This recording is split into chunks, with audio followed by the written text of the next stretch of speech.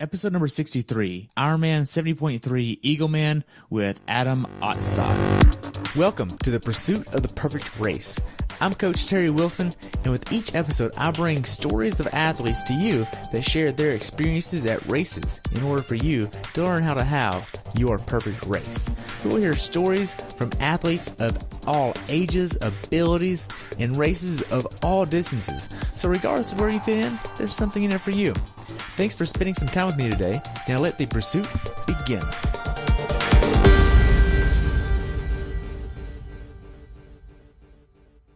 Hello everyone, and welcome back to the pursuit of the perfect race. Today I have the pleasure of talking with my friend Adam Otstot about his race at Ironman Eagleman 70.3 in Maryland, where he placed second with a very respectable time of 3 hours, 55 minutes, and 32 seconds. He's been doing triathlons now for 13 years, with the last 5 years being in the professional division. This race took place on June 10th, 2018, with the temperature on race day being 68 and rising to 82, and the water temperature was 75.3. Welcome to the show, Adam. I look forward to hearing about your race.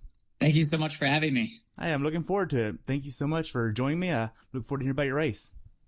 All right. So what made you want to do this race? Well, Eagleman I consider it a local race. I live in Williamsburg, Virginia, and Eagleman is in Cambridge, Maryland, which is on the eastern shore. And so it's just a short 4-hour drive for me to make it up there. Eagleman has such a huge history in the sport of triathlon. They've got a statue basically at transition with all the winners of the race, and includes names like Craig Alexander and Chrissy Wellington. And so it's just an iconic race, and I just like to be a part of it. Okay. Now, you've been doing this sport for a really long time, a lot more than most people out there. So how was your training going into this race? It was great. I had a very successful build throughout the spring, and this was actually the last race in a kind of a cluster of races that I had in what I would consider kind of my first part of my season. So I did Chattanooga 70.3 back in May, and then I did Raleigh 70.3 last weekend, and then this was the third race in 4 weeks.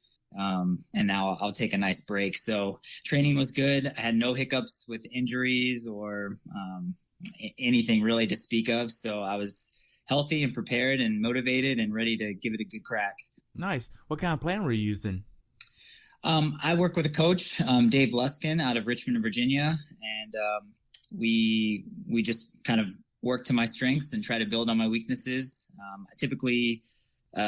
since January, I've trained about 19 hours a week on average. My bigger weeks are somewhere in the 23 to 25 hour range. But most of them are kind of in that 20 hour per week range. Okay. Which is fairly mild for professionals, but it works pretty well for my life. Okay. Now, is this a lot of heart rate based training or power based training or more like RPE? What is that like? On the bike, it's a combination of heart rate and power. On the run, it's sometimes heart rate, but mainly it's just perceived exertion. And swimming, I don't use a heart rate monitor at all. I just use a pace clock. Gotcha. So going into this race, what was your longest swim, bike, and runs for the training side? Not necessarily the races leading up to it, but the training side of things. Yep. The longest swim, I did a handful of swims in the 6,000 to 6,500 yard range, and that's short course yards. My longest bike was right around 100 miles, like 5.5 hours. A little shorter than that, I guess, about 5 hours. And then my longest run was about 19 miles. Okay. Now, does your normal workouts consist of bricks? Yeah, almost every week I'll do one brick. And typically the closer to the race, the more frequent the bricks get and the more race specific the bricks are. So I'll do typically, like on a weekend, I'll do a long brick with some race pace intensity in there, both on the bike and on the run. Okay. How much of your training was outside? All of my run training was outside. I can't stand the treadmill, so I avoid it at all costs, even though I have one in my house. But that's really only for when I absolutely can't get out and run. In Virginia, we don't get snow very often, but when we do, they don't take care of the roads very well. So if you don't run on it right when it snows, it turns into ice. And despite your best efforts, you can't really run on it safely. So I think I had a couple runs on a treadmill this winter when it snowed. Cycling, I do almost all of my cycling training indoors. I know that there's a a disparity between people in terms of what they prefer to do there. But for me, it just works easier from a time perspective. And I just like the safety aspect of training indoors. And so I set up my race bike on my trainer, and I probably do about 90% of my training indoors. And every once in a while I'll make it outside, not because of the weather or anything, just because it's more convenient. Okay. Now, do you have like a Wahoo kicker or something you're using to stay indoors? I just have a Kurt Kinetic. It's nothing fancy. It's not a smart trainer, but I do use a power meter, and I do use a heart rate monitor. And I just have a laptop with YouTube videos and, podcasts and things like that I listen to, so kind of keep my mind engaged. Usually when I'm doing hard sessions, I just put in earbuds and listen to music. And so that works for me. Okay. Now, regardless of safety, do you use the road ID? I do. Yeah, I do have a road ID. And to be honest, and I don't want to give Williamsburg a bad rep, the roads are very, very safe here in Williamsburg, but it just takes one time, one careless driver, and I've got a family here at home, so I'd rather be safe than sorry. And I usually, when I go out to ride, I'll ride with other people. So if I've got somebody else to ride with me, I feel a lot better going outside and riding. But when I'm just by myself, typically I'll defer to the indoor trainer. Okay. Now, what specific workouts did you do that gave you the confidence to go into Eagleman prepared? Well, I would say that I did a number of brick workouts. One in particular gave me a lot of confidence. It was a 5-hour workout with a 3.5-hour bike and a 1.5-hour run. 3.5-hour bike had just 2 hours of kind of what you would consider zone 2 riding on the front end. And then the last hour and a half was, had a good chunk of time at kind of race pace tempo effort. And then that led right into a run that had the first 45 minutes at race pace, and then the last 45 minutes at, just easy running. So within that 5 hours, I had a little over 2 hours basically at race pace. And, but I was out there for a good chunk of time. So I did that workout a couple of times, and that gave me a lot of confidence to know that I could hold race pace for, what I was going to have to hold it for in the race. Okay. Now, where would that workout fall within the previous 3 weeks? Because it was like 3 weeks back-to-back racing every weekend. Yeah, I didn't do that workout inside of that chunk of time. So that the last time I did that workout was, I believe, 2 weeks before I raced Ironman Chattanooga 70.3. So that would have been, I guess that was about 6 weeks ago now. So that May I did 12th? that. Yeah, somewhere around there. Yeah. And then I did it the week before that as well. So 6 to 7 weeks out from my final race, right? Okay. With all of your training, were there any days where you just mentally didn't want to train? Oh, yeah, there are days like that for sure. It certainly helps to have a coach to hold you accountable. And I'll have to say that even though I don't pay my wife, she also is sort of a coach for me. We're kind of a team, and we do this together. So she holds me accountable as well. Yeah, I mean, I think when you train hard enough, it's inevitable that you're going to have days that you just, you don't feel great. But I find that about 99% of the time, if you just get on the bike, or if you just go out and run and give it like a mile, or if you give it, 5 minutes, typically you kind of warm up into it and then you feel just fine. It's just like that first step that's the most difficult, and then you're totally fine after that. So I have those days, but I don't ever let them determine the outcome of that session. Okay. So when you're not training or racing, what are you doing? I guess I would be considered a working professional.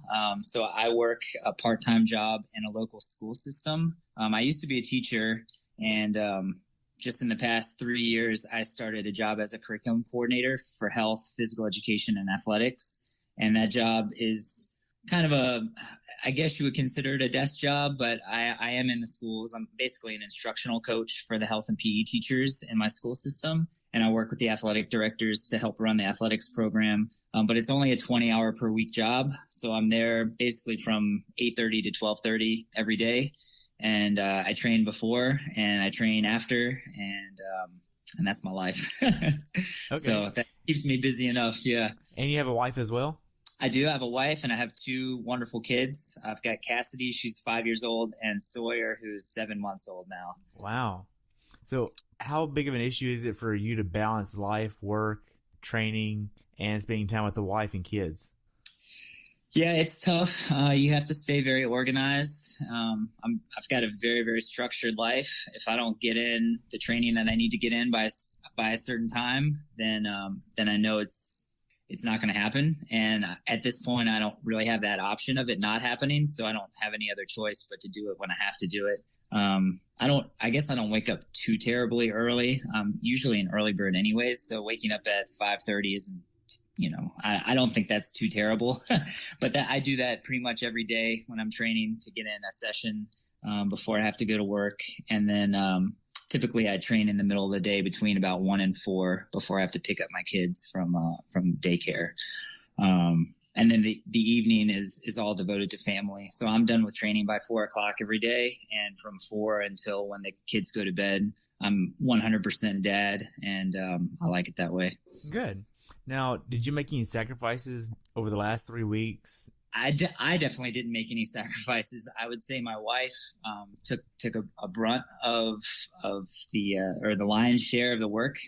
Having two kids at home for extended weekends, basically 3 out of 4 weekends, was a huge sacrifice on her part. I mean, that's a tough job to be essentially a single parent for 3-day weekends, almost for an entire month. So kudos to her, and she definitely helped me out there. Good. Could you be where you are in the sport without her support? Oh, no, absolutely not. She deserves just as much credit as, if I deserve credit for what I've done, she's just as much a part of my success as I am. Right, because I find that, with all the people I've interviewed, it seems like there's a going trend with you have to have someone that understands more than anything and then also supports what you're doing with long course triathlon or even endurance sports in general. Right. Yeah. When I met her, I've been who I am pretty much, I don't know, since 2000. Since I was in college, I've been an endurance athlete. And so, that's who I am. That's my personality. And so when she met me, she realized that, that's what she was coming into. And, but yeah, she is very critical of my performances, which is kind of refreshing.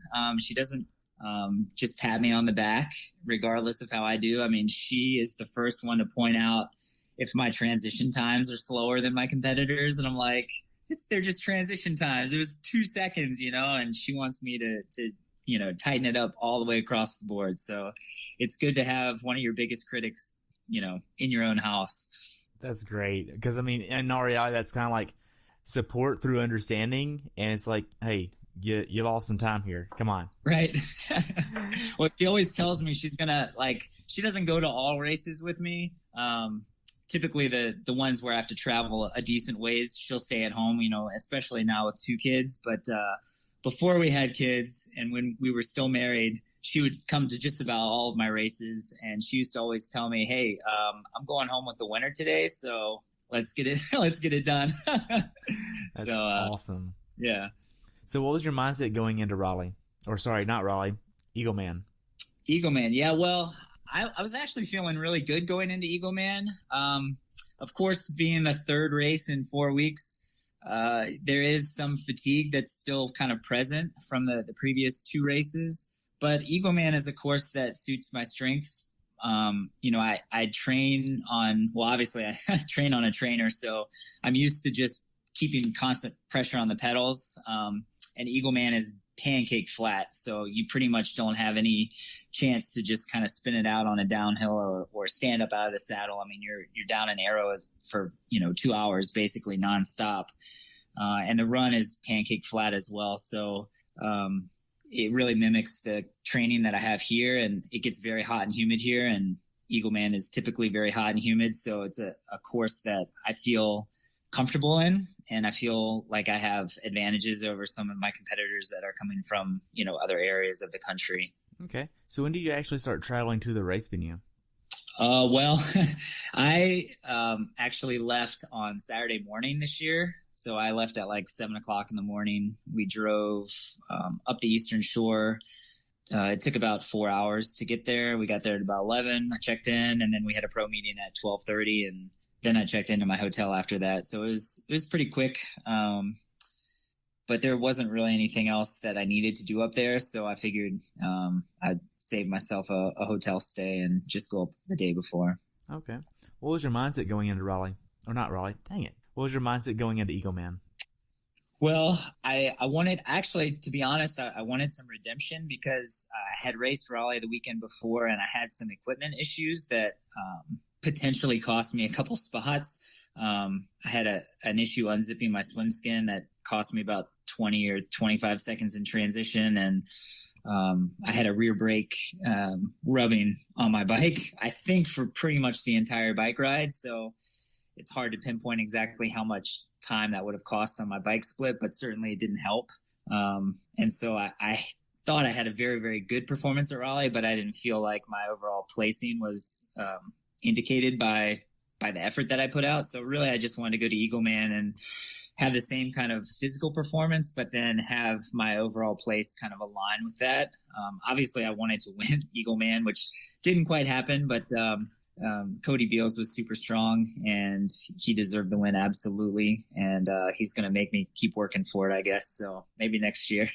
Right. But, ultimately I want to win one of these things. And so every race I'm going in with the mindset of what do I need to do in order to come out and break the tape?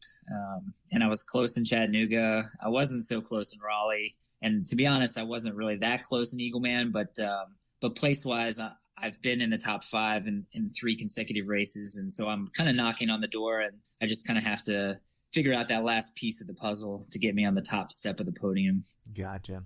So how was the check-in process at the Ironman Village? Oh, it's super easy. They do a really good job. I mean, Ironman brand events are so organized. They've kind of got it down to a science in terms of how efficiently they get people through. The course or the check-in process was actually different this year. So usually they have all of the expo and all that stuff over by kind of a marina, which is about 1.5 miles away from the transition site. And this year, for whatever reason, they decided to do it all by Great Marsh Park, which is where the transition area is. And actually, I kind of like that just because you park once and everything is right there for you. So it was quite easy. I got in and out super quick and was able to kind of get in my pre-race workouts before the pro meeting. Okay. Now, y'all got a hotel room instead of an Airbnb? Yeah. So Eagleman, it takes place in Cambridge, Maryland. And for those who aren't familiar with Cambridge, Maryland, it's a pretty small town. So there aren't too many resorts and hotels around that area. And with 2,000 people racing, those hotel rooms get taken up pretty quickly. Like generally like a year before the race starts. So I usually stay in a town called Salisbury, which is about a 40 minute drive from the race. And I actually kind of like that. I like staying kind of outside of the hub and bub of the race. It just helps calm me a little bit. So when I was in Chattanooga, I stayed with a homestay up on Signal Mountain, which was like a 25-minute drive from the city. When I stayed in Raleigh, I stayed, kind of out by NC State, which isn't too far away, but still not right downtown. I find if I stay right by the transition, I just get way too nervous and there's just too much energy for me. So I like to get away from it. Okay. Now, what was your last workout before the race? Like the day before? Yeah. I did a 20-minute swim just with it was open water swim, just right by the transition area. Just a little warm up, did some drills to get me swimming well, and did some kind of pickups, just some speed stuff. And then I just did a 20-minute run, kind of building. And then I did about 3 minutes at 5:45 pace, which was close to my race pace, and then kind of cooled down. So pretty easy stuff, just 40 minutes total. Okay. So what's your race pace? Well, yesterday my race pace for the run was right around 6 flat. But typically if I have a good run, I'm somewhere around 5:40 to 5:45 pace, for running. Wow. That's quick. So Did you have a meal that you wanted to get the night before the race to kind of help prepare you? So I actually always get the same thing. I guess I don't want to hold on to tradition too much, because if it gets upset, then I don't want it to like wreck myself mentally. But I always eat Subway the night before. And the only reason I do that is because you can always find a Subway no matter what race you're doing. So I feel most comfortable going to Subway and getting a sub and some chips and a drink, and that's pretty much it. It doesn't have to be the same kind of sub, but usually it's just like ham and cheese or something. So pretty light, and I try to eat by about 5:30 the night before the race. Okay, do you have a certain time you want to get to bed? Usually about 8:30 or 9. Yeah, I mean, it's hard for me to sleep too well the night before a race anyway. So if I try to go to sleep, 8 hours before I have to wake up, I'll just end up laying in bed awake anyways. So I try to get to sleep around the same time I would sleep normally, which is about 9 o'clock. And that works pretty well. So the night before the race, I don't typically get a whole lot of sleep anyways. But I'm generally laying down in bed by about 7 o'clock at night. So my body's getting, my legs are getting rest, just not deep sleep. So you've been in this sport for 13 years. You've been an endurance athlete for years before that, and you still get race day jitters going to bed. Oh yeah. I don't know. Well, I mean, I think if you're nervous, that's a sign that you're invested in what you're doing. And I think it would be weird if I was going into a race that meant something to me and I wasn't nervous about it. I think that would be, I guess that would make me more nervous if I wasn't nervous. And I like to think of it as excitement. I've been training so long for this particular race. I want to do well. I know I'm prepared. I'm just excited to get it going. And so when it's that close, you're just kind of amped up and your heart rate is kind of racing a little bit, and you're thinking about how the race is going to play out and all the different scenarios. And it's just hard to kind of settle down. So typically you're kind of in and out all night, or at least I am. Okay. Now, before you get in bed, are you laying out your bike and all your gear a certain way? I mean, I go through everything, make sure I have everything taken care of, but generally I just put it all in my transition bag and just keep it there. And then my bike is, just in my hotel room. It's all stickered up, and get all my bottles ready the night before. So everything is pretty much ready to go once I wake up. I just have to kind of get my racing suit on and eat my breakfast, and I'm good to go. Okay. So you get up on race day. What's your race day morning ritual look like? So I always wake up 3 hours before the race start. For pros, that's typically a wake-up call at about 3:45. And right when I wake up, I'll eat breakfast. I don't always have the same breakfast, but the past 3 races I did. I had 3 strawberry Pop-Tarts, a banana, and a bottle of Body Armor, which is it's kind of like Gatorade. It's a sports drink. It's got coconut water. I just like the taste of it. It's just a good product. So that's what I have for breakfast. It's about 800 calories or so. And then once I have breakfast, I'll get my race kit on. I'll put the temporary tattoos on. All the pros get their fancy race numbers. And then basically get in the car and go to the race site. I typically try to get there about an hour and a half before the race starts. All my stuff is pretty much already set. So really I just have to take my bike to my transition spot and rack it, lay out my run stuff, make sure my bike computer is on and ready to go. And then about 45 minutes before the race start, I'll go for about a 10-minute jog just to kind of get the body warmed up a bit, do some stretches. And then I'll get my swim stuff on. Typically, it's just a swim skin. Most of the races I do aren't wetsuit legal, so I'll just put my swim skin on. And then about 15 to 20 minutes before the swim start, I'll take a caffeinated gel, and some water. And then usually they let us in to warm up in the swim about 10 to 15 minutes before the race start. And I'll get in pretty much as soon as they let us in. I'll do 10 minutes of warming up, and then just wait for the race start. Okay. So it goes pretty fast. So once you're in transition, you have your bike there. What kind of bike are you using? I have a Diamondback Sirios, and it's a super great bike, very responsive. I've had it for 3 years now. I've been really happy with it. And so that's what I use. On the bike course, I've got some zip wheels, usually a 808 and a zip disc in the back, and Power 2 Max power meter that I use. I don't use heart rate when I'm racing, so just power and cadence and perceived effort. Okay. What kind of PSI are you using on this course? I typically use about 95 to 100. I use clinchers, and I used to use tubulars, and I used to pump them up to like 130, which I didn't have any problems with. But just doing more reading with rolling resistance and all that stuff, some of the courses aren't the smoothest courses, and so for my weight, I'm about a 150. And with clinchers, it kind of makes me nervous to pump them up like right to the edge there. So I typically pump them up to about 95 to 100, and that works fine for me. And they're pretty versatile on different surfaces. So if the course has smooth pavement, they're good. If it turns into rough pavement, it's a better ride as well for me. Okay. Now, are you using an aero helmet for this race?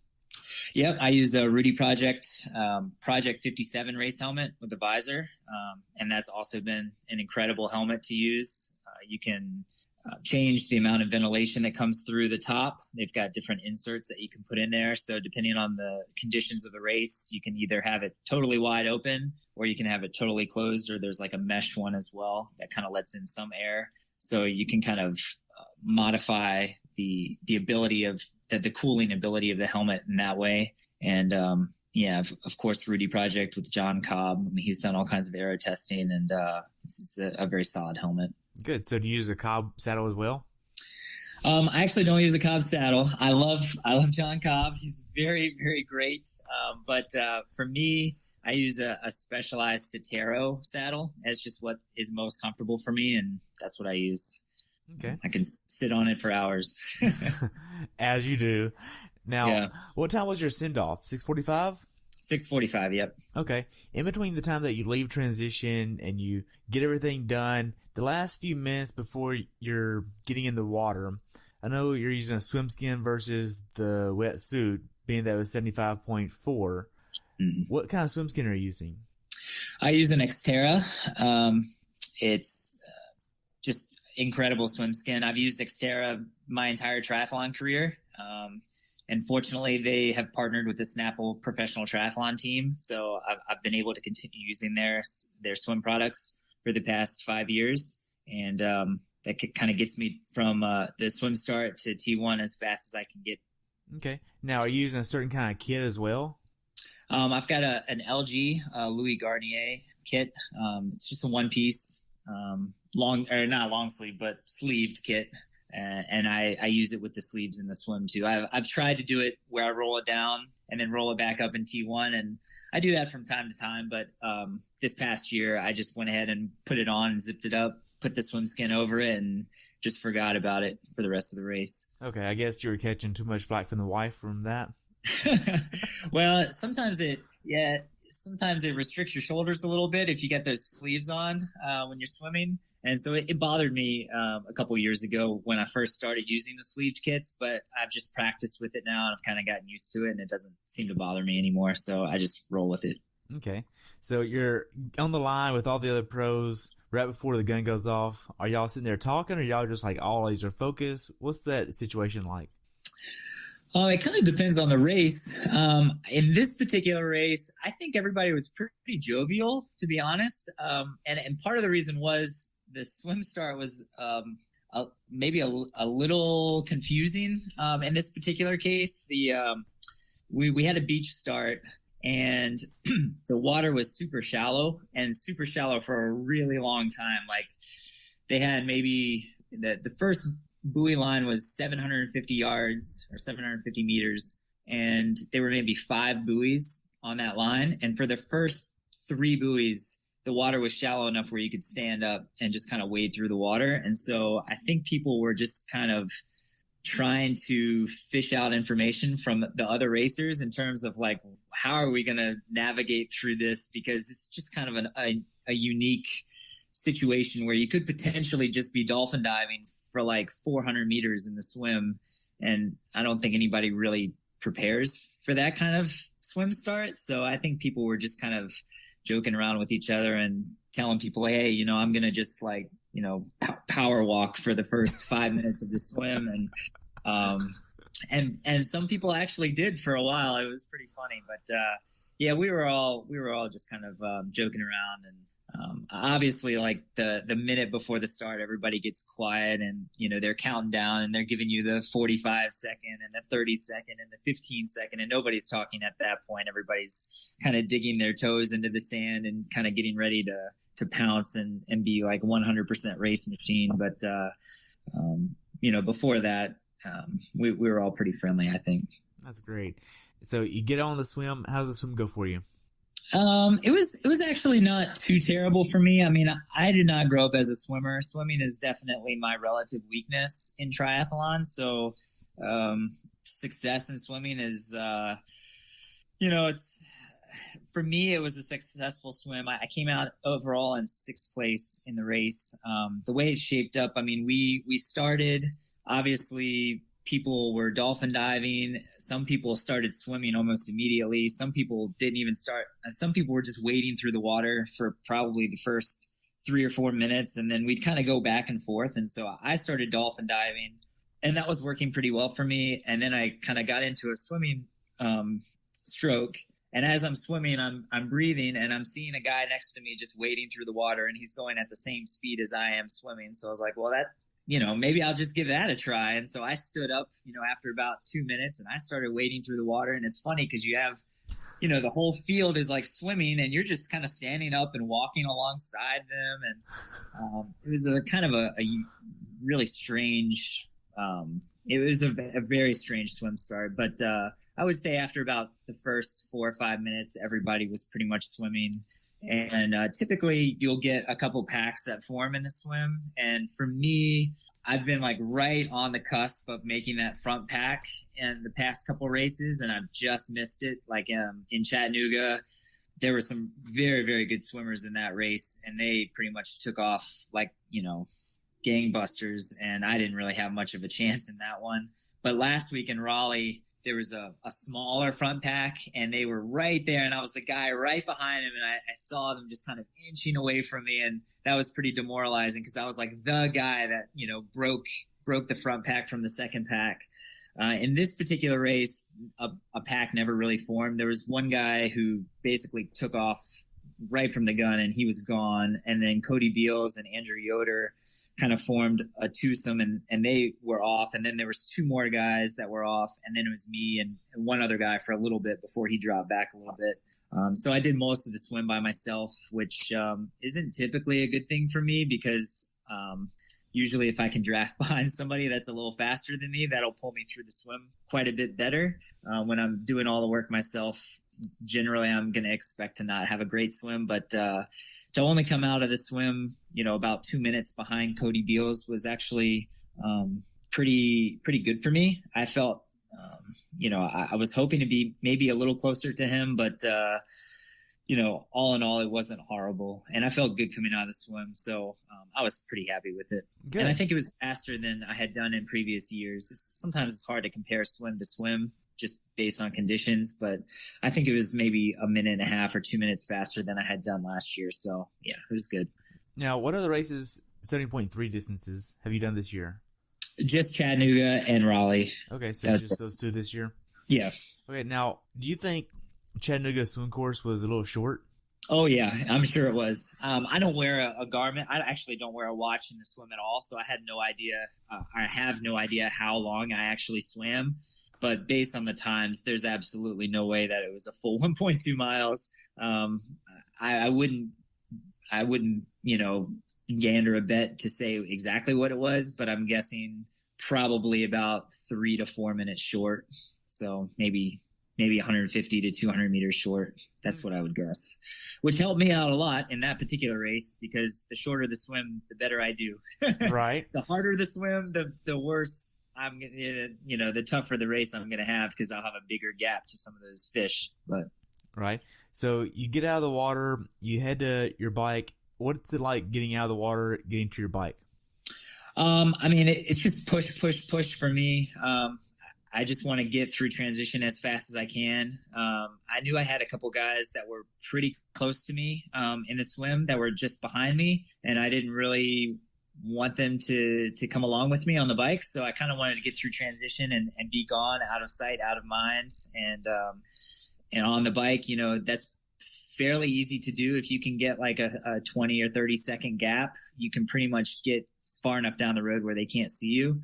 So really, I just wanted to run through transition as fast as I could. I didn't really have a whole lot to do in transition. Basically, just take off my cap, goggles, my swim skin, and then just grab my helmet and roll my bike out and get going. So it was pretty fast, maybe 2 minutes total. It was a pretty long run from the swim exit to the bike, but that's okay with me. The more time I can spend running in a race, the better off I am. Okay. Did you use earplugs for this race?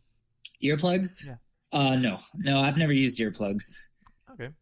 So you get to your bike. Did you have a certain strategy for the bike that you wanted to have?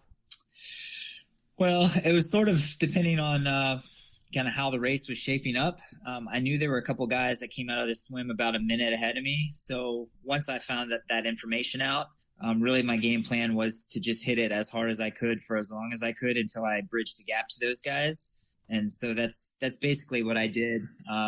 The past 2 races, I was kind of in the 270 to 280 watt range for the entire race, which was pretty good for me. But I knew I had maybe a little bit more in me. Today, yesterday at Eagleman, I probably overcommitted a little bit on the front part of the bike. I was about 310 for about 30 minutes, which turned out okay. I had a great bike, but maybe went out a little too hard. Eventually, I bridged the gap to those 2 guys, but it took about 25 miles. Wow. And then really, I wasn't sure. So going into the bike, I mean, obviously you want to get from point A to point B as fast as you can.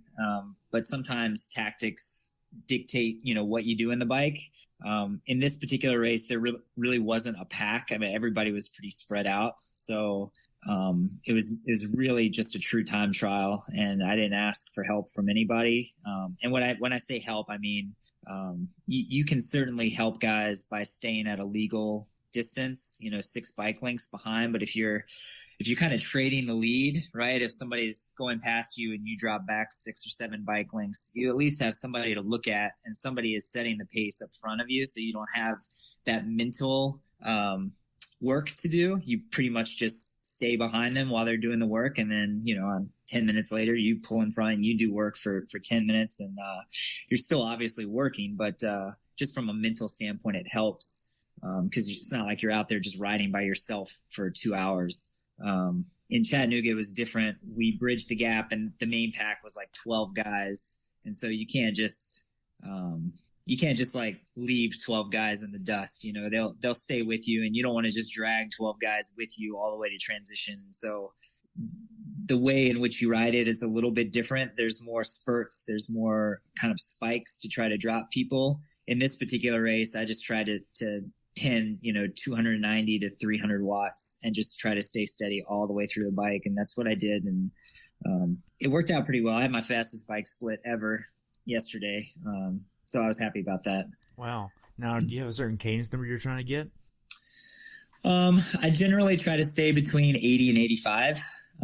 It's maybe on the lower end of things, but that's where I feel most comfortable. And typically if I'm dropping under 80, that's not great for me. I can do like 78 or 79, but a lot of times my run will suffer a little bit if I'm grinding too big of a gear. But I feel like I can't generate the power I need to generate if I'm above like 85 to 86. So kind of that sweet spot for me is in the low 80s. Okay. I think I was 82 average for this race yesterday. That's great. Now, As far as your nutrition plan goes, walk me through your nutrition plan for the bike.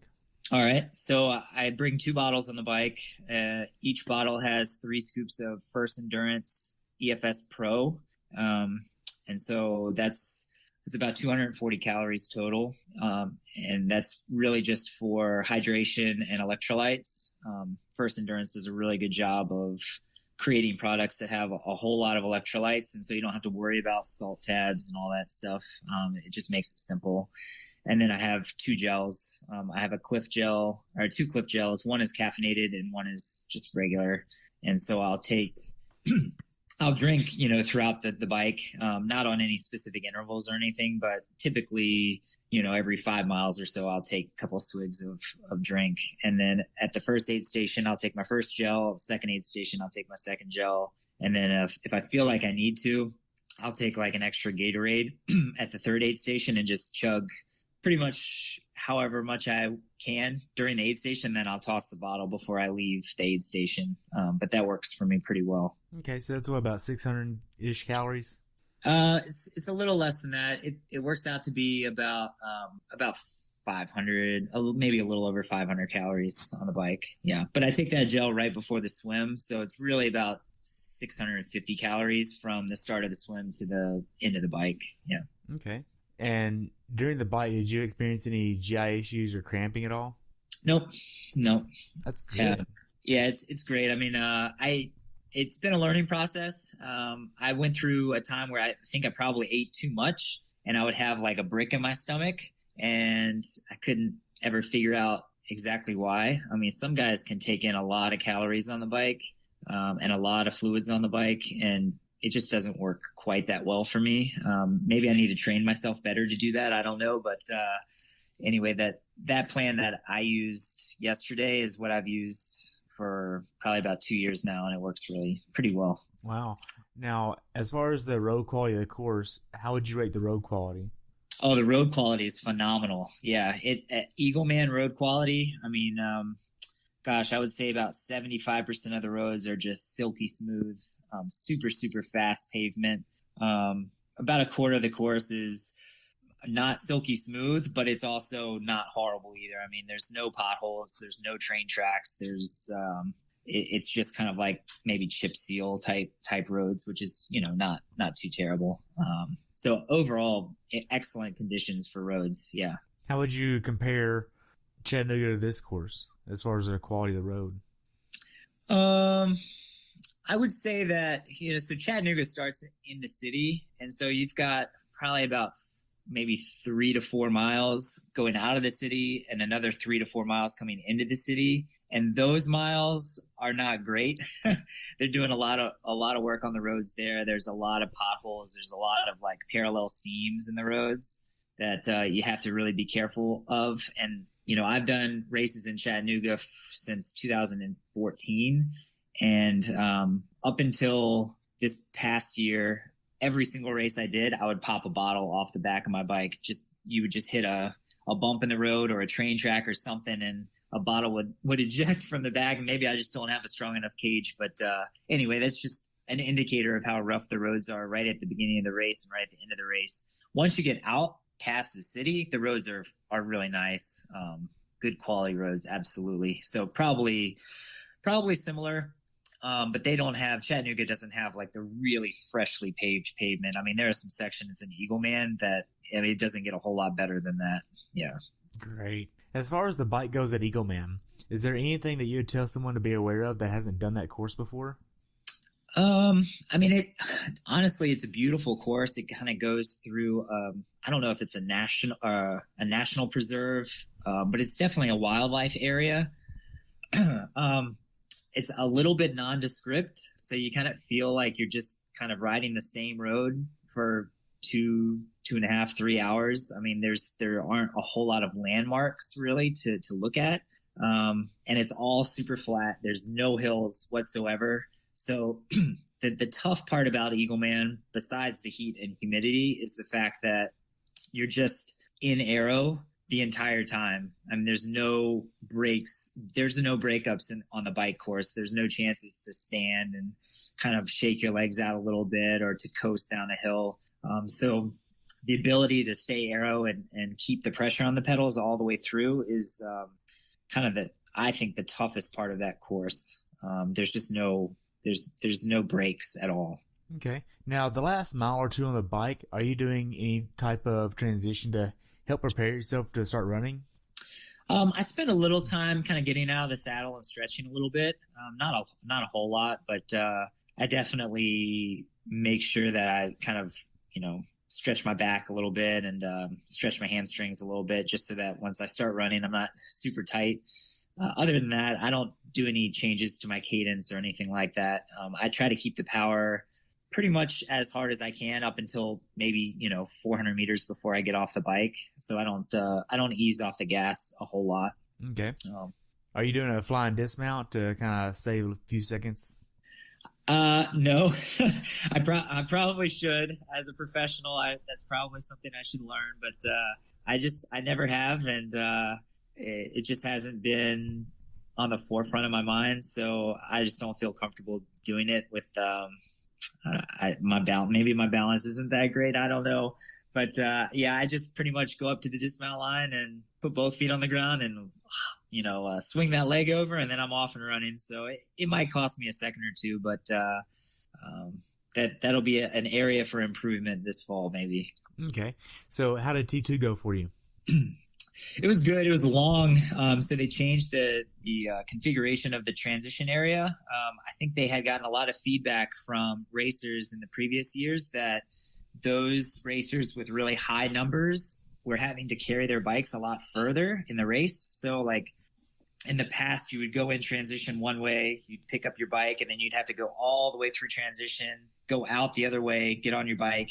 And then when you came back in, you'd come back in the way you came out, and then you'd have to carry your bike all the way through transition to drop it off. So those with really high numbers were basically carrying their bike through transition, 90% of the time. And then the pros, we were right by the exit. So we'd get to run all the way to our bike, pick up our bike, carry our bike for like 10 seconds, then hop on our bike and go. And then when we dropped it off, we were carrying it for 10 seconds before we got to put it on our racks.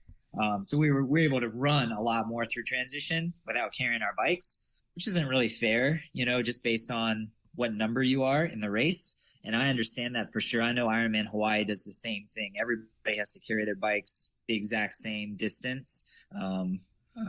Actually, they don't have to carry their bikes, but they have to run through transition the same distance. So it's fair for everybody. And so in this race yesterday, they configured it so that when you got off your bike, you had to basically carry your bike all the way around transition and then go in through where you came in from the swim. And so for the pros, that meant that our second transition was super long. We had to carry our bikes for probably the longest out of anybody in the race, which was fine. And I did that, basically threw my bike on and got my running shoes on and got my hat and my sunglasses and my race number, and I was gone.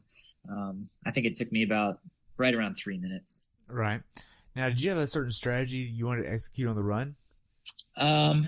Well, I was hoping to run about 5:40 pace yesterday on average, which would have put me right around 1:15 for the run. Obviously, if you look at my split, that didn't quite happen. I ended up, so there was a racer, Tim Ray, I think Ray is how you pronounce his last name. He was with me on the bike coming in from the end of the bike. And so we came in, I think we were 4th and 5th overall at that point. And I don't know a whole lot about him. So really my plan going into transition was to be as efficient as possible. And then I wanted to run the first mile or two pretty quick to see if I could kind of gap him a little bit. Typically, if you can gap somebody, it's a lot harder for them to kind of get back on your back. If they can stay with you, typically they can stay with you a lot longer. So I threw in a surge right from the beginning. I think I ran the first mile in about 5:35, and I opened up about 20 seconds on them. And then I ran the second mile in about 5:45, and I think I opened up another 10 or 15 seconds on them. And then at that point, I was not feeling super, so I kind of settled into like a 6 flat tempo, and I was able to kind of maintain that minute gap to the Tim Ray. And in the process, I passed Andrew Yoder, who had, I think, come out of T2 right ahead of me. He was maybe injured or he didn't end up finishing the run. So we were running 3rd and 4th there.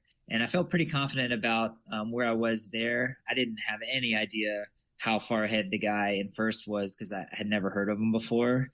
And I think Cody didn't take over the lead until maybe mile 4. And I knew he was about 3 minutes ahead of me at that point. But, in the run, you can have your best laid plans, but you can only do what your body can do, really. And so 6-minute pace was pretty much where I was going to be running that day. And then right around mile 5, I saw the guy who ended up eventually finishing 4th, Hunter Lucy. I saw him way, way, way up in the distance. And I said, well, I can't tell whether that's Cody or the other guy. I didn't know who he was at that point. But it's always motivating to see somebody up there. And so I could tell, mile by mile, I could tell I was getting closer and closer to him. And so that was incredibly motivating for me. I was still running about 6-minute pace, but I was probably putting in about 20 or 30 seconds a mile into his lead. And right around mile 9.5, finally pulled up to him and passed him and took over second at that point. And there were a couple areas where you're doing 90-degree turns and you can kind of like take a quick glance back and kind of see what's going on behind you. And I didn't see Tim Ray. He was still probably about a minute back at that point. So with 5K to go, I was pretty confident that I could at least hold on for second. I didn't know what Cody was doing at that point, but I couldn't see him. And so I figured he was, well up the road, which he was. So really for the last 5K, I kind of played defense and just kind of kept myself under control. Made sure I didn't blow up, made sure I was drinking plenty and just kind of finished strong. Great. Now, what was your nutrition plan on the run? I just do on-course nutrition. So every aid station, I alternate between Gatorade and Coke, and that's it. Okay. So the first aid station, I'll take Gatorade, second aid station, Coke, and then if it's super hot, I'll take extra water. But that's all I do, and it works fine. Did you use the sponges or anything like that? I do, although Eagleman didn't have sponges yesterday. They had ice, which was awesome, and they had water to pour over your head. So, yeah, I would pour water over my head. I usually wear a cap on the race, so I just pour water on my cap. It keeps it nice and wet and cold. And it was fairly mild yesterday, especially for Eagleman standards, so I didn't use ice a whole lot. When you pour ice down your kit, it's awesome, especially on hot days, but typically it'll like kind of run down your legs, right? And then it'll get your socks all wet, and then your shoes get all wet and kind of squishy. And I mean, that's something you have to deal with on super hot races. But for me, I didn't feel like I was going to overheat or anything. So I just, every once in a while, I'd grab a cup of ice and just put the ice in my hands and just hold it there for a while. But I never actually poured the ice down my kit just so I can keep my shoes dry.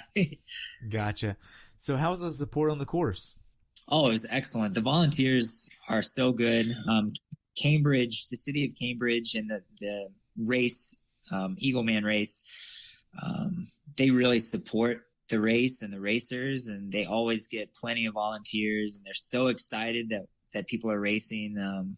All the run volunteers just, they knew what they were doing. They were well trained, and I didn't have absolutely any complaints about that. I mean, it was incredible. There was actually one particular case that happened to me. It was right around the 5th mile where I had yelled out for Coke, and the lady who was working the Coke table, I think she was maybe still pouring Coke into the cups. I mean, we were coming by pretty early, right? I was maybe the 3rd person that came by at that point, and I don't know if Cody or the other guy asked for Coke. They may not have. So she was probably just still like getting the cups ready for the masses that were coming behind. And so she wasn't ready, and I didn't know exactly where the Cokes were, so I didn't grab one myself, and I passed the aid station, and that was that. And I wasn't really that concerned about it. But somebody got into a golf cart and got a cup of Coke and like chased me down about, I don't know, it was maybe like 50 meters later, and was like, "You still want your Coke?" And I was like, "Well, I don't know if I can take it now. It's past the aid station. Like, that's a little questionable." But that's just kind of the length that they're willing to go to help people out. And I thought that was pretty incredible. Wow, that's great. So what was the funniest thing that you saw on the race course? The funniest thing that I saw on the race course? Gosh. I mean, I would say probably the funniest thing that I saw on the race course was the swim start, to be honest, with all the guys that were just kind of doing whatever. I mean, I've never seen something like that before. I'm sure it looked hilarious to all the spectators on the beach, because we weren't really swimming. We were just kind of, I don't know, navigating is the best word. We were doing whatever we could to get through the shallow water, but that was probably the funniest thing. Other than that, I was pretty much alone for the entire bike ride, and with the exception of passing the guy to take over second place, I was pretty much alone on the run too. So I didn't see a whole lot. It was kind of boring in that regard. Okay. So mentally, how hard was this race for you? I think the hardest thing mentally for me was knowing that first place was kind of out of reach well before I got to the finish. I knew that probably halfway through the run that Cody already had about 5 minutes on me, and barring a total meltdown, he probably wasn't going to be coming back to me anytime soon. And so going into the race with the goal of winning the race, and then still having, 5 to 6 miles left in the run, knowing that that's definitely not going to happen. That's kind of hard to take mentally. It helped that I did have somebody to run down to take over second. Obviously, that was motivating, but yeah, in terms of the rest of the race, biking by yourself is tough.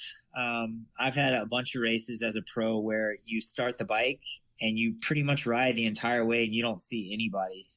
You might as well just be off on a training ride by yourself. There's no spectators way out, in the country. There's no other riders. You pass an aid station 3 times over the course of the ride. And every once in a while there's some police by an intersection, right? But everything else is just you out there, and it doesn't even feel like a race. I think mentally that's really difficult for a lot of pros, especially if you're not a good enough swimmer to make a pack. If you get dropped off the back, then you're just by yourself. And I had to struggle with that a lot my first couple of years as a pro, knowing that I was really behind the race. And a lot of those guys, they don't come back to you on the run. You can be a decent swimmer, and then you can have a great bike ride and a great run, and you're still fighting for like 10th place overall, right? The real race is, 10 minutes ahead of you, and those guys aren't coming back. So I didn't really run into that yesterday, but in the past, that has been a struggle for sure. So whenever you're actually looking at when you're looking at your career over the past years as a pro, how did you get your swim better? Was it just a lot of volume? Was it a lot of technique work? Was it a lot of speed drills? What did you do to get your swim where it is now? Well, my coach Dave Luskin has really worked with me a lot on that in that regard. He's got a great mind for swimming, and he has developed a program actually called Finding Freestyle. And it's a very technique-based approach to swimming. And so it's really designed for people that have come to swimming later in life, which is me. I didn't swim competitively as a kid. I was a runner as a kid. So I really just started swimming when I was about 23 years old.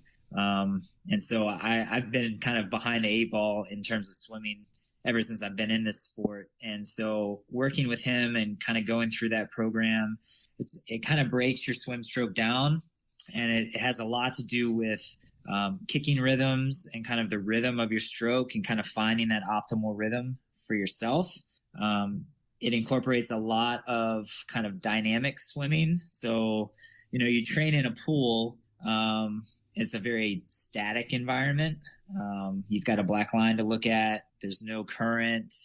There's no other swimmers. Well, you could circle swim in a master's group, I guess, but nobody's bumping into you really. But when you get into open water, it's not always like that. You've got, waves, and you've got shallow sections, and you've got areas in the race where you have to change rhythms and tempos and speeds. And so a lot of the training that I'm doing involves, mixing up the speed within an interval, kind of doing fast, easy swims, doing swims with different beat kicking, like pulling and then doing a 6-beat kick and then doing a 2-beat kick and kind of changing that up within a swim. And I think that's helped me significantly. In addition to that, I am swimming a lot more. So I've been swimming. For a swimmer, this is not going to sound impressive at all, but typically I'm about 20,000 yards a week. And for me, that's pretty good. Wow. So I'm swimming about 6 days a week. Man. So you get to the finish line. How was the finish for you? Oh, the finish is always great. It's a huge relief to be done. You get to see, obviously the announcer is super excited to have you come in, and you always get some people kind of along the sidelines that want to give you high fives, and that's always kind of fun. There typically aren't a whole lot of people when the pros finish, just because everybody's there to see their loved one or their, son or daughter or father. So they're kind of out on the course, following them at that time. But there were a fair number of people there, and they've got a nice, Eagleman is great because they've got like a nice bleacher set right there by the finish. And so a lot of people can just sit up there and watch from the bleachers, and it's a nice environment for the finish. So yeah, I finished. I was obviously very pleased with second place. Anytime you can finish on the podium in a 70.3 is a good day. It didn't quite meet my goal, but still very, very happy with how the race turned out for myself, and definitely, a feather in my cap and something that I can use moving forward. Cody was very gracious when I finished. He was the first one to come up to me and give me a high five. And then of course, Tim Ray finished pretty close to me, about a minute behind me. And so we kind of chatted for a couple minutes, and then they have, a really fun flower and champagne ceremony, and we got to do that for a couple minutes. So yeah, it was all in all a very good time. That's awesome. So looking back on it, how well prepared for the race do you think you were? Oh, I was as prepared as I could be, for sure. I had very good equipment. My fitness was probably the best it's ever been. And so, yeah, I don't have any complaints about my preparation. Obviously, when you go into a race and you finish a race, you can always reflect and think about things that you maybe could have done better, or, would have, could have, should have. But those are the things that you can look upon and kind of work on moving forward. Those things always exist. There's never everything went absolutely perfect and I couldn't have done anything better type race. At least there hasn't been one like that for me ever. So if somebody has had something like that, you send them my way and I'll talk their ear off and figure out how they did it. Awesome. So how was your recovery process? So right now I'm going to take a break. So that cluster of races I kind of spent from basically the beginning of the year, January 1st, up until yesterday. That was kind of the first part of my season, and I kind of capped it off with that cluster of 3 races. This week, I'm pretty much not doing anything at all. I didn't do anything today. I don't think I'm going to do anything probably through Thursday or Friday, and then I may do like some easy swims and maybe an easy bike ride towards the end of the week, but very unstructured, very easy, kind of whatever I feel like doing, I'll do. And then I'll probably kind of get back into things next week and kind of start gearing back up for the fall. Okay. So what's something that you learned from this race that you'd like to pass on to someone who hasn't done this race before? I would say that, definitely prepare for the heat and humidity. That's when you talk about Eagleman, that's this, significant piece of how to be successful here is being able to deal with the heat and humidity. Yesterday was a very abnormal day for Eagleman. It was fairly mild, but 95% of the time it's probably going to be in the 90s with no shade and super humid air. So preparing yourself by, getting out in the heat and humidity and doing some of your training in that stuff. I've done things like go in the sauna a couple times a week to help get my body acclimated. So certainly, depending on where you live, that might be an option. Making sure that your hydration is on point and knowing how much you need to drink. That's going to be a huge factor in how successful you're going to be in a race like Eagleman. And if you expect that it's going to be mild, you'll be very, very disappointed because it hardly ever is. This is probably the first time in 20 years it's been probably under 85 degrees for the race. So if you sign up for this race, expect that it's going to be super hot and super, super humid. And on the run, you're going to feel like you're racing on the surface of the sun. But if you've got the hydration down and you've practiced running in the heat, you'll be fine. All right. Last year it was really windy too, right? And it can get windy on the bike, yeah. Although on the run, sometimes the wind is a godsend because it helps make it feel like at least it's a little cooler outside. But yeah, the wind can pick up on the bike for sure. Okay. We covered a lot. Do you have anything else you'd like to add about your race? I just, obviously, if there are any people who volunteered at Eagleman, I just want to kind of give a personal thank you to those people. I mean, they were incredible out there yesterday, and the race certainly would not happen without them. And then just kind of a shout out to the city of Cambridge as well. They're all very accommodating. I think hopefully they like having the race there.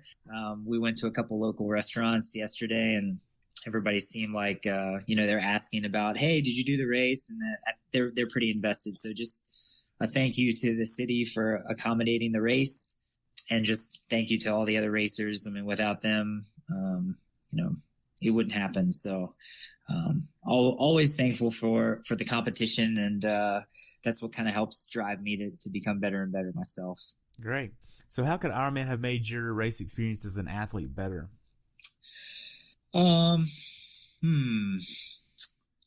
They do a really, really, really nice job. I can't say that they could have done anything better yesterday, to be honest. I mean, I would say maybe having sponges on the run course. I mean, that might be a low-hanging fruit kind of thing to say, but typically races have sponges. I think having sponges would probably help. I think that's probably a piece of feedback that a lot of age groupers and other pros for sure, but other racers would give. But other than that, I mean, they do a really nice job of enforcing the rules. I didn't pass too many people on the bike, but from what I heard, drafting was not very rampant out on the bike course, and they take care of the athletes very, very well. So Ironman does a great job. Great. Well, Adam, I only have a few more questions for you. First being, if somebody wants to follow you, how can people follow you? So I've got a Facebook page. If you just go to Adam Otstot, Otstot, professional triathlete, you can like my page, and you can kind of keep up to date with things that are happening in my professional career. You can also go to my website, adamotstot.com, and I've got my race schedule and some blogs that I write there. You can also go to my Twitter, which is just Adam Otstot, and you can follow me there as well. Are you on Instagram too? Not on Instagram yet. I probably should be, though. Man, I need to give it the times, I think. You definitely got to. So what's next for you? So I think next I'm going to be heading up to Benton Harbor, Michigan. And there's a 70.3 called Steelhead, which is there on, it's the beginning of August, I think August 12th, maybe 11th or 12th. And so I'll do that race. And then the week after that, I'm going to come back to Virginia and do the Luray Triathlon Festival, which is kind of a lower key race production. It's through a company called Racine Multisports. But the race is phenomenal. It's probably my favorite race I've ever done. It's Olympic on a Saturday and a sprint on a Sunday. It's by Lake Arrowhead Park, and it's incredible. So if people are kind of looking for a race, it's not a huge production Ironman race, the Luray Triathlon would be something that I would definitely recommend looking into. And then after that, I think Augusta 70.3, and then I'm planning on doing Ironman Louisville this fall. Wow. So I'll be at Louisville up there for sure. I'd love to have you back on after Steelhead and Louisville for sure, if you want to come back on. Sure, yeah. Absolutely. I just have two more questions for you. You've been in the triathlon scene and endurance community for quite some time now. What do you do with all of your medals? That's a good question. Well, so I actually have like an all-star list of medals. And so my wife has made kind of, the medal hangers that you can hang on your wall, right? So it says the Iron Penguin, which that's kind of my nickname. That I used to teach elementary school physical education, and our mascot was the Penguins. And so, I was doing these Ironman races way back then, and so they would call me the Iron Penguin. And I set up like an Iron Penguin running club for all my kids after school. It was great stuff. But anyway. So this rack has the Iron Penguin on it, and so I've got 10 spots that I can hang medals, and that's my all-star list. So, like, I've got my medal from Ironman Hawaii back when I was top 10 amateur there. I've got basically medals where I've PR'd, like big PRs. And then I've also got some other medals that just mean a lot to me. Like in 2015, I did the Boston Marathon, and I unfortunately came down with the flu 2 days before the race. Maybe I shouldn't have run it, but I did it anyways, and it wasn't pretty. But like from a mental standpoint, it like getting through that race under less than ideal circumstances and knowing that I could do that, I think made me a lot stronger. And so that race means a lot to me. And so anyway, that made the cut. All the races that don't make the cut, unfortunately, they just kind of get put in a box in my closet, and they just collect dust there. I've got a lot of medals. I mean, I've been collecting them for 15 years now. So I don't unfortunately have a rack big enough to display all of them at the same time. Right. So I only have one question left, and that's, what's your definition of a perfect race? Oh man, a perfect race. Well, I would say that's a good question. I would say that if you complete a race and you gave it 100%, and you can finish the race thinking that I did everything I could to get to the finish line as best as I could, and regardless of whether you accomplished your goals or not, I think that's a successful race. I think a perfect race is when you do everything you could and you accomplish your goals. I mean, I think that's pretty much a perfect race. You can always look back on a race and pick out a couple of things you could do differently, but if you have a goal set for yourself and you do everything you can to meet that goal and you get it, what's better than that, you know? All right. Well, Adam, I just want to thank you so much for spending some time with me today. I've enjoyed hearing about your race at Eagleman. I would love to have you back on after Steelhead and Louisville. If you would love to come back on, be more than happy to have you back on. Thank you. Awesome. Well, I hope you have a great day and get some time with the wife and enjoy your recovery. Thanks so much. All right. Have a good day. All right. Thanks for tuning in today. I hope you were able to learn something from today's episode. If you enjoyed the show, please take a minute to leave a review on iTunes or share it with a friend. Be sure to subscribe so you never miss an episode. If you'd like to see pictures from this athlete's race, learn more about who I am, what I'm doing, or be on the show yourself to share your story, check out my website at CoachTerryWilson.com. Until next time, continue the pursuit.